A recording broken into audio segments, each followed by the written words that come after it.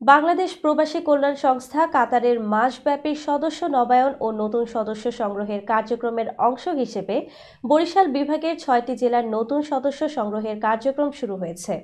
কাতার প্রতিনিধি আবুল কালাম ফয়সাল জানান, শনিবার কাতারের রাজধানী দোহার আমানুল্লাহ রেস্টুরেন্টে আনুষ্ঠানিকভাবে এ কার্যক্রমের শুভ উদ্বোধন ঘোষণা করেন সংস্থার সহসভাপতি বরিশাল বিভাগের কৃতি সন্তান মোহাম্মদ আব্দুর রাজ্জাক।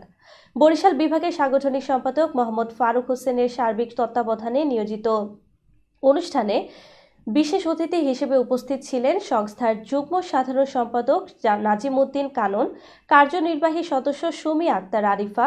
নতুন সদস্যদের মধ্যে উপস্থিত ছিলেন শাহরিয়ার হোসেন সাদ, আব্দুল আল মামুন, হিমেল, সজীব মিয়া ও মাহফুজ হোসেন প্রমুখ।